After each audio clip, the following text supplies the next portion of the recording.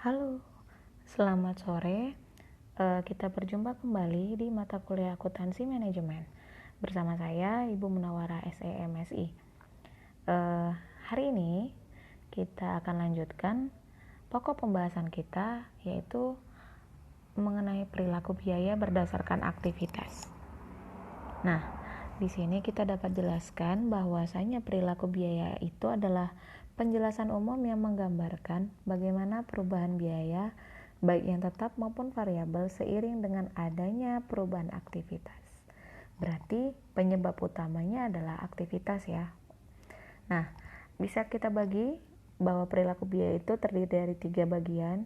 Yang pertama adalah biaya tetap atau fixed cost, yang kedua adalah biaya variabel, dan yang ketiga adalah biaya campuran atau semi variabel.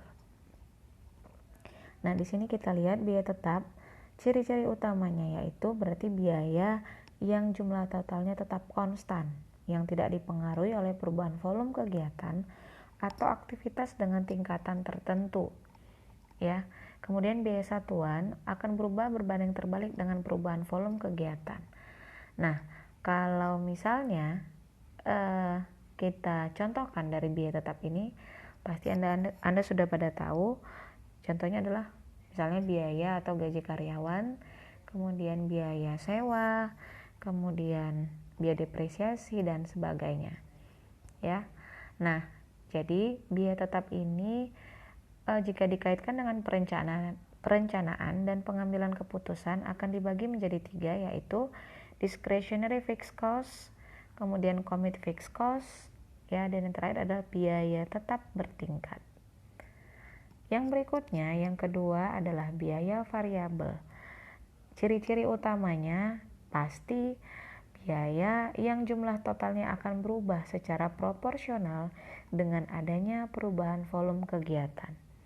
Ya, berarti jika makin besar volume kegiatan, maka semakin tinggi jumlah total biaya variabel. Nah, jadi jika kita lihat klasifikasi biaya variabel ini berdasarkan tujuan perencanaan dan pengawasan dibagi menjadi yang pertama yaitu engineer variable cost, ya. Contohnya adalah biaya bahan baku, dan berikutnya adalah discretionary variable cost, ya. Contohnya itu biaya iklan. Dan yang terakhir adalah biaya variabel bertahap, contohnya biaya tenaga kerja langsung. Nah, jadi kalau kita lihat bahwa biaya variabel ini contohnya seperti yang sudah kita katakan adalah biaya bahan baku, kemudian biaya upah tenaga kerja, ya, kemudian biaya pengiriman barang, biaya pengepakan dan sebagainya. Berikutnya yang ketiga yaitu biaya campuran, ya, yang memiliki ciri-ciri. Yang pertama, biaya yang jumlah totalnya berubah sesuai dengan perubahan volume kegiatan, namun sifat perubahannya itu tidak sebanding. Ya, jadi jika makin tinggi volume kegiatan, maka makin besar jumlah total biaya. Dan berikutnya, semakin rendah volume kegiatan, makin rendah pula jumlah total biaya. Maka perubahannya juga tidak akan sebanding. Ya. Contohnya, ya, contoh dari biaya campuran itu adalah biaya tenaga kerja tak langsung, biaya bahan baku tidak langsung, biaya listrik dan sebagainya. Jadi kalau bisa kita simpulkan bahwasanya dalam biaya campuran ini adalah biaya-biaya yang sering terdapat pada biaya overhead pabrik, ya. Nah, kalau kita lihat dalam kurva atau grafik berikut, ya, ada 3 kurva. Yang di sebelah kiri atas itu merupakan kurva dari biaya variabel, ya, di mana titik bergerak dari titik 0 kemudian naik ke atas, ke arah kanan atas, ya, sesuai dengan total aktivitas yang mengalami perubahan, sehingga total biaya variabel juga pasti akan berubah. Berikutnya di sebelah kanan itu adalah kurva dari biaya tetap, di mana aktivitasnya akan tetap stabil sehingga tidak berdampak pada pertambahan total fixed cost-nya sendiri.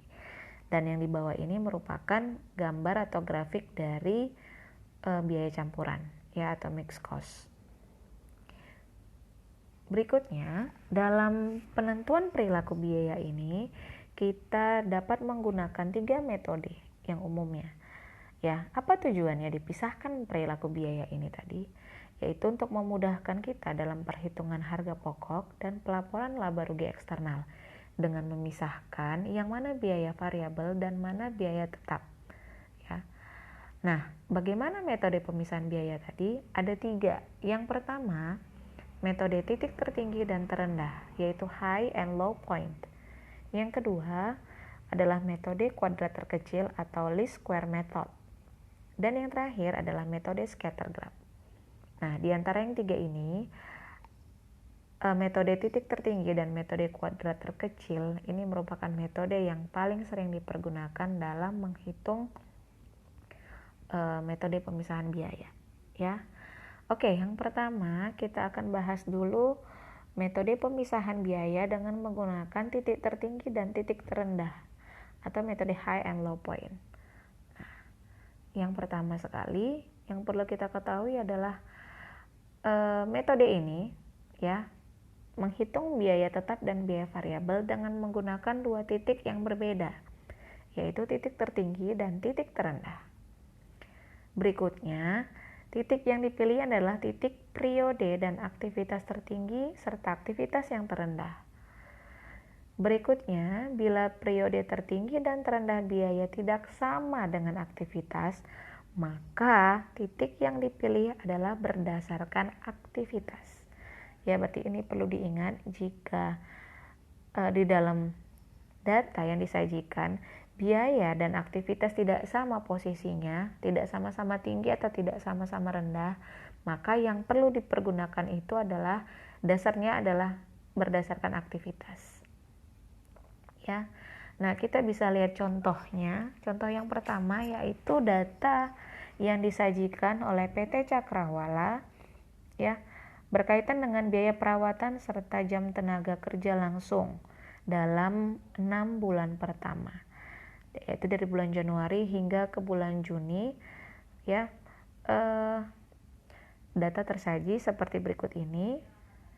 Kemudian, berdasarkan data tersebut, kita akan diminta untuk memisahkan biaya variabel serta biaya tetap dengan menggunakan metode high and low point. Nah, yang perlu kita lakukan tadi, ya berarti kita akan fokus pada aktivitas yang tertinggi, ya, dan yang mana yang terendah. Begitu juga dengan biaya yang berada pada titik tertinggi dan berada pada titik terendah. Jadi kita kembali ke data ini tadi, coba kita lihat bersama. Untuk biayanya dari bulan Januari dan bulan Juni kita bisa temukan yang mana data yang paling tinggi untuk biaya yang dikeluarkan.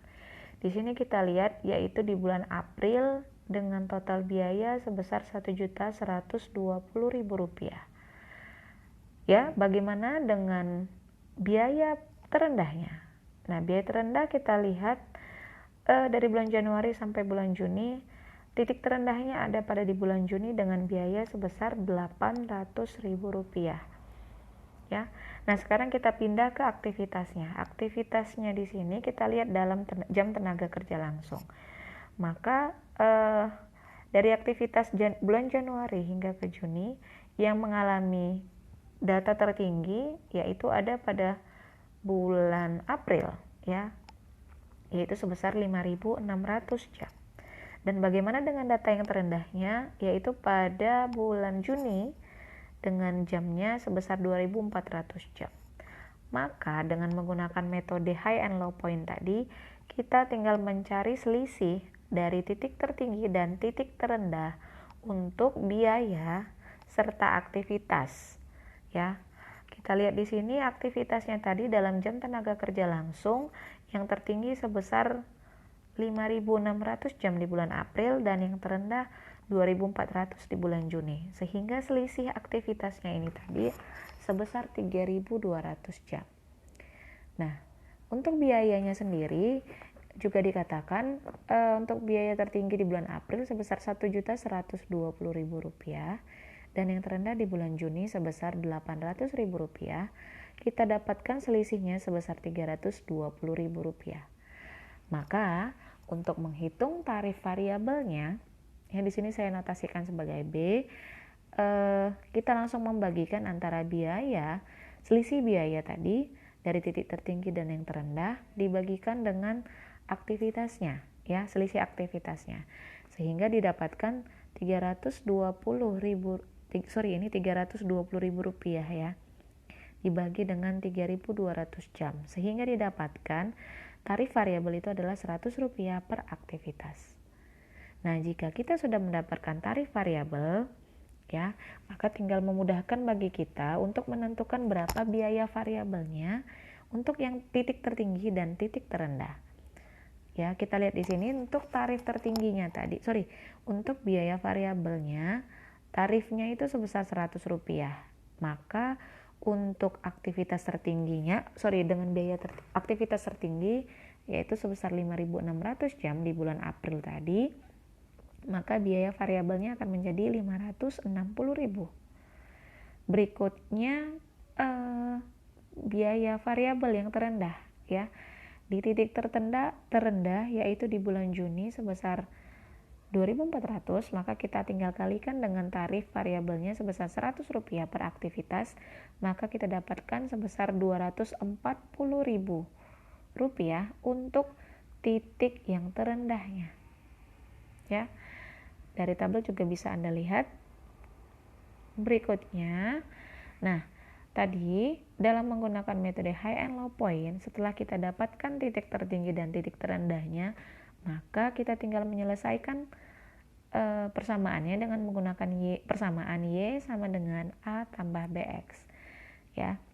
Di mana Y ini disebut sebagai biaya campuran dan A itu adalah biaya tetap, B itu adalah biaya variabel dan B adalah tarif variabel dan X adalah biaya variabelnya itu sendiri. Nah, kalau kita lihat untuk penentuan biaya tetapnya pada titik tertinggi di bulan April tadi, Y atau biaya campurannya akan menjadi Rp1.120.000 sama dengan A tambah Rp100 dikali 5.600 jam. Maka kita dapatkan nilai A-nya, biaya tetap pada titik tertinggi sebesar Rp560.000. Nah, bagaimana dengan biaya tetap pada titik terendah? Kita gunakan persamaan yang sama, yaitu Y sama dengan A tambah BX, di mana Y-nya itu sendiri pada titik terendah yaitu sebesar Rp800.000 di bulan Juni ya. Kemudian A-nya belum kita ketahui, B-nya tadi Rp100, kemudian X-nya aktivitas terendahnya yaitu sebesar 2.400 jam. Sehingga kita dapatkan nilai A atau biaya tetapnya pada titik terendah sebesar Rp560.000. Maka perlu kita perhatikan dalam perhitungan biaya tetap dalam metode high and low point ini pasti baik titik tertinggi dan terendah akan sama biaya tetapnya. Sehingga Anda tidak perlu repot-repot lagi. Nah, jika terjadi perbedaan, kemungkinan besar ya Anda salah dalam menentukan atau menjustifikasikannya. Nah, jika kita ringkas dalam bentuk tabel, kita bisa lihat bahwasanya dalam titik tertinggi tadi biaya tetapnya sebesar Rp560.000. Dan kemudian di titik terendah juga sebesar Rp560.000. Nah, pada biaya variabel pada titik tertinggi sebesar Rp560.000, kemudian titik terendah sebesar Rp240.000. Maka total biaya campurannya tadi sesuai ya, sebesar Rp1.120.000 dan titik terendahnya sebesar Rp800.000. Oke, saya rasa tidak terlalu sulit ya untuk metode high and low point. Nah, berikutnya kita masuk ke metode yang kedua, yaitu metode kuadrat terkecil atau nama lainnya adalah least square method. Nah, pada metode ini diperlukan sedikit ketelitian dalam menjustifikasikan dan kemudian jangan sampai salah dalam menghitungnya, karena jika Anda salah satu, salah pula perhitungan berikutnya. Ya, kita lihat di sini. Metode kuadrat terkecil itu menggunakan metode pemisah biaya antara biaya tetap dan biaya variabel dengan menggunakan persamaan matematis. Nah, seperti yang saya bilang, disebut juga sebagai metode least square atau analisis regresi linear. Regresi sederhana, Berikutnya, dianggap metode ini metode yang efektif, ya. Nah, persamaannya sama seperti yang tadi, Y sama dengan A tambah BX, di mana Y adalah biaya campuran, A adalah biaya tetap, B adalah biaya variabelnya, dan X itu adalah volumenya, ya. Oke, sekarang kita lihat data pada PT Dirgantara berikut ini. Dijelaskan bahwa pada PT Dirgantara terdapat data biaya listrik dan jam tenaga kerja langsung dari bulan Januari sampai bulan Desember, ya, satu tahun penuh, dengan totalnya, langsung saya bacakan saja totalnya sebesar Rp8.208.000 untuk biaya listriknya. Kemudian total dari jam kerjanya tadi yaitu sebesar 84.000 jam. Sehingga kalau kita rata-ratakan per bulannya untuk biaya listrik itu ada sebesar Rp684.000, dan untuk jam tenaga kerjanya yaitu aktivitasnya sebesar 7.000 jam. Ya, Anda tinggal membagikan dengan total banyaknya bulan, karena kebetulan pada data ini kita menggunakan data 1 tahun, berarti kita tinggal membagikan ke dalam 12 bulan. Oke, kita lanjut, ya. Berdasarkan data PT Dirgantara tadi, kita tinggal menentukan biaya tetap dan biaya variabel dengan menggunakan metode least square. Oke. Nah, untuk memudahkan pengerjaannya, saya arahkan Anda untuk menggunakan tabel, ya, di mana terdiri dari 6 tabel 1 sampai tabel 6. Tabel yang pertama itu saya notasikan sebagai tabel Y, ya. Tabel Y di sini saya sebutkan sebagai tabel biaya listriknya. Oke. Kemudian yang kedua itu adalah tabel penyimpangannya. Tabel yang ketiga adalah tabel X. Tabel X ini adalah data untuk jam tenaga kerjanya. Kemudian yang data keempat adalah penyimpangan dari jam tenaga kerja ini tadi. Kemudian kolom kelima ini adalah hasil kuadrat, ya. Dan yang terakhir ini adalah hasil perkalian dari tabel 4 dan tabel 2. Oke. Sekarang kita lihat dulu pada bulan Januari, ya. Oke, kita lihat pada bulan Januari biaya listriknya tadi itu sebesar 768.000, sehingga kalau kita totalkan sampai di bulan Desember, total keseluruhan biayanya adalah 8.208.000. Nah, sekarang kita bergerak di kolom kedua, yaitu kolom penyimpangan biaya listriknya tadi. Nah, bagaimana cara menghitungnya? Yaitu dengan mengurangkan Y di kolom pertama dikurangkan dengan Y1. Nah, Y1 itu apa? Y1 itu merupakan rata-rata per bulan dari biaya listriknya. Jadi rata-ratanya sini saya notasikan dengan nilai Y1 sebesar Rp684.000. Ya. Berarti saya kasih contoh yang pertama untuk bulan Januari. Ya. Bulan Januari tadi itu sebesar 768.000 biaya listriknya. Berarti Y sama dengan 768.000 dikurang dengan Y1-nya tadi adalah sebesar Rp684.000. Sehingga untuk kolom Januarinya didapatkan nilai penyimpangannya sebesar Rp84.000. Berikutnya di bulan Februari juga seperti itu, ya. Berarti Rp744.000 dikurang dengan Rp684.000. Berikutnya di bulan Maret juga seperti itu, ya.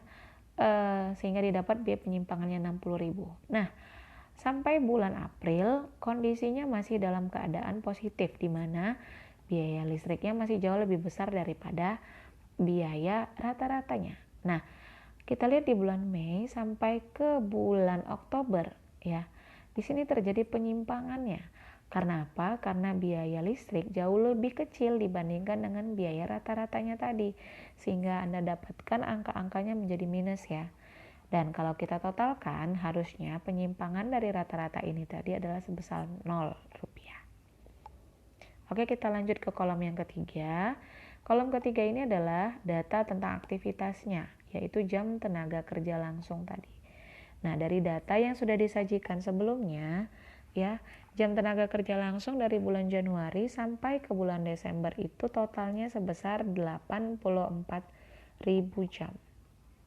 Ya, dengan rincian masing-masing dari bulan Januari 6.800 jam, kemudian Februari juga 6.000 jam dan seterusnya, ya, sehingga totalnya ada 84.000 jam sampai di bulan Desember. Nah, kolom keempatnya hampir sama seperti kolom 2 tadi, bahwa perhitungan dari penyimpangan rata-rata aktivitasnya tinggal kita cari. Yang pertama sekali adalah berapa rata-ratanya, berapa rata-rata penyimpangan aktivitasnya. Ya, penyimpangan dari jam tenaga kerja langsung tadi yaitu sebesar 7.000 rupiah rata-ratanya. Maka menghitung penyimpangan rata-rata akan menjadi lebih mudah, berarti X dikurang X1. Di bulan Januari kita lihat jam tenaga kerjanya adalah sebesar 6.800 jam. Kemudian dikurangi dengan rata-rata biaya jam tenaga kerja langsungnya sebesar 7.000 jam. Sehingga didapatkan biaya penyimpangannya adalah sebesar minus 200 jam. Begitu pula di bulan Februari, ya. Bulan Februari yaitu 6.000 jam dikurangi dengan 7.000 jam sehingga didapat angkanya adalah minus 1.000. Nah, hal ini juga berlanjut sampai di bulan Maret, ya, di mana nilainya masih negatif. Namun di bulan April hingga Mei angka menjadi positif karena apa? Karena biaya dari jam tenaga kerja langsungnya lebih besar daripada biaya rata-ratanya tadi. Sehingga kalau ditotalkan dari Januari sampai kepada Desember, harusnya nilai penyimpangan itu akan menjadi 0. Ya, berikutnya yang di kolom 5, ya, nilai dari X dikurang X1 itu akan kita kuadratkan. Ya, berarti X dikurang X1 ada pada kolom 4, ya, sehingga kita contohkan di bulan Januari, yaitu X kurang X1 nya sebesar minus 200. Jika kita kuadratkan akan menjadi 40.000, ya. Begitu pula dengan bulan Februari, ya, ada 1 juta. Di bulan Maret ada 40.000, di bulan April ada 640.000, di bulan Mei ada 1.960.000, di bulan Juni ada 360.000 dan seterusnya. Sehingga kita dapatkan total, ya, total biaya penyimpangan yang dikuadratkan tadi yaitu ada pada kolom 5 sebesar 20.480.000. Dan berikutnya yang kolom ke-6, ini kolom finalnya, ya. Berarti nilai dari X kurang X1 dikali Y kurang Y1. Berarti nilai penyimpangan dari masing-masing biaya listrik serta biaya jam tenaga kerjanya, ya, dari aktivitas jam tenaga kerjanya akan kita kalikan, ya, sehingga kita dapatkan di bulan Januari itu nilainya adalah sebesar minus 16.800.000, ya, dari kolom 4 dan kolom 2. Berarti minus 200 dikalikan dengan 84.000 dapat angkanya minus 16.800.000. Berikut juga di bulan Februari, ya, nilai dari minus 1.000 dikalikan dengan 60.000 maka dapat hasilnya minus 60 juta. Dan ini bisa Anda kalkulasikan sendiri sampai kepada akhir bulannya yaitu sebesar 343.200.000. Sehingga totalnya, ya, total dari kolom 6 ini adalah 544.800.000. Nah, setelah dapat dari kolom 6 tadi, ya, totalnya itu adalah 544.800.000.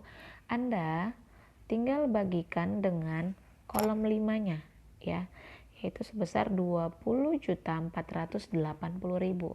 Sehingga kita dapatkan bahwa tarif biaya variabelnya itu adalah sebesar 26,602 per aktivitasnya. Ya, maka kita tinggal hitung dengan menggunakan persamaan garis lurus tadi, Y sama dengan A tambah BX. Y adalah biaya campurannya, ya, biaya campurannya tadi adalah sebesar ini. 684.000 sama dengan A ditambah BX. B-nya itu tadi adalah tarif variabel ya, yang sudah kita hitung, yaitu sebesar 26,602 dikali 7.000 ya, 7.000 jam ya. Maka didapatkan nilai A itu sendiri adalah sebesar Rp497.786.